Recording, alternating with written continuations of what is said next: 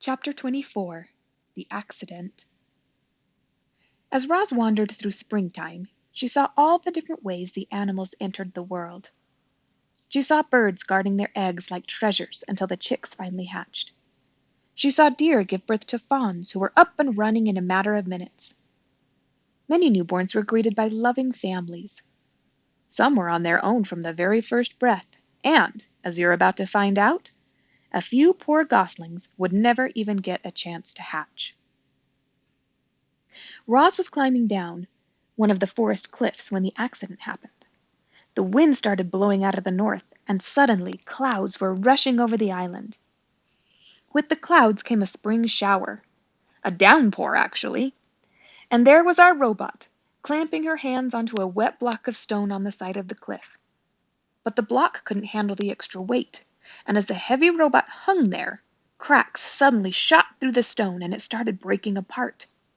Down went the robot, plummeting into the treetops below. She crashed through branch after branch before finally hooking one arm around one. Then she dangled there, gently swinging, as the rocks roared past her on their way to the forest floor. When the dust settled, Roz shimmied down the tree trunk. The ground was littered with broken rocks and splintered wood and pulverized shrubs. And within all that rubble was a goose nest that had been torn to shreds. 2 dead geese and 4 smashed eggs lay among the carnage. The robot stared at them with her softly glowing eyes, and something clicked deep inside her computer brain. Roz realized that she had caused the deaths of an entire family of geese. Chapter 25 The Egg As Roz stood in the rain staring down at these poor, lifeless geese, her sensitive ears detected a faint peeping coming from somewhere nearby. She followed the peeps over to a clump of wet leaves on the ground, and when she peeled back the leaves, she discovered a single, perfect goose egg sunk in the mud. "Mama, Mama," peeped a tiny, muffled voice from within the egg. The robot gently cradled the fragile thing in her hand. Without a family, the unhatched gosling inside would surely die. Roz knew that some animals had to die for others to live. That was how the wilderness worked. But would she allow her accident to cause the death of yet another gosling? After a moment, the robot started to walk.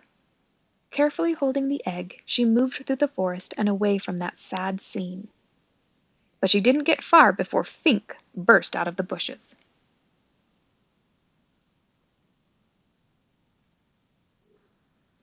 "What happened?" the fox panted. "The whole forest was shaking." "There was an accident," said the robot. "I was climbing the cliffs when the rocks started to fall." "You should be more careful," said Fink as he checked out the robot's new scrapes and dents. "I'll need your help if I ever have more porcupine trouble." "I will be more careful." "What do you have there?" said Fink, looking up at Roz's hands. "A goose egg." "Oh, I love eggs. Can I eat it?" "No." "Please?" "No." "Why do you want it?" the fox scowled. "I thought you didn't eat food." "You may not have this egg, Fink." The fox sighed. He scratched his chin, and then he started sniffing the breeze. His nose had found the scent of the dead geese. "You can keep your egg," he said as he trotted toward the cliff. "I smell something better." The robot walked on through the misty forest for a long time, until she was standing beneath a sprawling oak tree. Roz placed the egg on a pad of moss. Then she snatched grass and twigs from the ground and delicately wove them together to make a little nest. She placed the egg inside the nest and placed the nest on her flat shoulder and climbed up into the branches.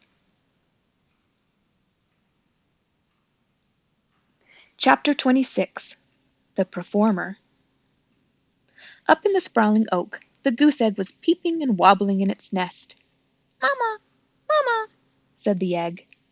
"I am not your mother," said the robot. The egg continued peeping and wobbling until nightfall. when the gosling inside settled down to sleep and the egg became quiet and still. The robot was about to settle into her own kind of sleep when she heard something in the underbrush below. Roz peered down from the branches and saw weeds rustling in the moonlight. A creature was crawling past, but the creature stayed low, hiding in the darkest shadows, so that Roz couldn't see who it was. Roz wasn't the only one watching. A pair of furry ears rose up from behind a log. The ears belonged to a very hungry badger. He lay in wait as the shadowy creature came closer and closer, and when the time was right, the badger pounced. You might expect a creature under attack to run for her life or to defend herself, or at the very least to scream. But when the badger pounced, this creature just rolled onto her back, stuck out her tongue, and died. Not only was she dead, she was rotten. The badger's face twisted with disgust. Blech, what a stench! He pawed at the stinky corpse a few times and then gave up. No thanks, he grumbled to himself. I'd rather eat beetles. As the badger hurried off to find a less disgusting meal. Had that mysterious creature been frightened to death? And how could her body possibly rot so quickly?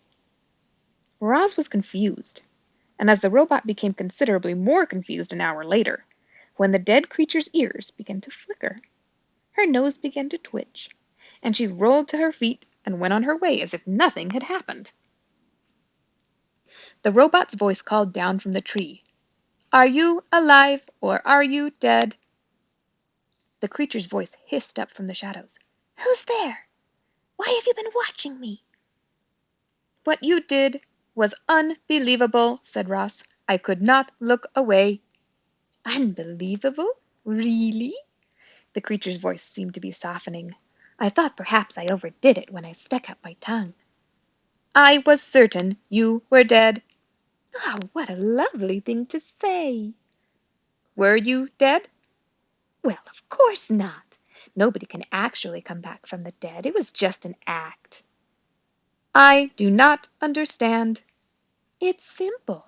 I knew that if I played dead and really laid it on thick, that old badger would be so disgusted he'd run off. And that is exactly what happened. We opossums are natural performers, you know." "So you are an opossum?" Roz's computer brain quickly retrieved any information it had on opossums. "You are a marsupial and nocturnal, and are known for mimicking the appearance and smell of dead animals when threatened." "It's true. Death scenes are my specialty," said the opossum. "But I have a wide dramatic range, believe me." "I believe you." "Have you ever done any acting?" said the opossum. "I have not," said the robot. "Well, you should. You might enjoy it. You can start by imagining the character you'd like to be. How do they move and speak? What are their hopes and fears? How do others react to them? Only when you truly understand a character can you become that character." The two odd creatures sat there, one in a tree, the other in the weeds, and talked about acting. The opossum went on and on about her various acting methods and her triumphant performances, and our robot absorbed every word. "But why do you pretend to be something you are not?" said the robot. "Because it's fun," said the opossum, "and because it helps me survive, as you just saw. You never know, it might help you survive too." Soon the robot's computer brain was humming with activity. Performing could be a survival strategy. If the opossum could pretend to be dead, the robot could pretend to be alive. She could act less robotic and more natural, and if she could pretend to be friendly, she might make some friends, and they might help her live longer and better. Yes, this was an excellent plan. Roz wasted no time, and spoke her next words in the friendliest voice she could muster. "Madam Marsupial, it would be a great honor, an absolute privilege, if you would kindly inform me of your name." Roz's friendly demeanor needed some work, but it was a start. "Yes, of course," said the opossum. "My name is Pinktail. And you are?" Leaves gently shook as Roz climbed down from the tree. "It is a very lovely pleasure to make your acquaintance, my dear Pinktail." A moment later, the robot stepped into the moonlight. "My name is Roz." "Oh my!" the opossum gasped. You're the monster." "I am not a monster. I am a robot, and I am harmless." "Harmless? Really? Well, you do seem rather gentle.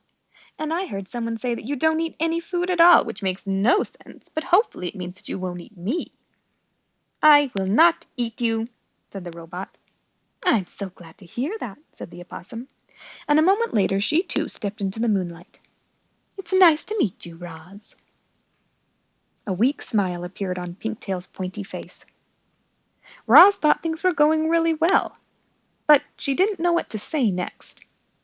Neither did Pinktail. So the two friendly creatures just stood there together and listened to the crickets for a while. "Well, I should be on my way," said Pinktail at last. "Have a nice evening, Roz." "Have the nicest evening, Pinktail. I shall look forward to the pleasure of encountering you again in the future. Soon, I hope. Farewell." And with that awkward goodbye, Pinktail slipped back into the weeds, and Roz climbed back into the tree.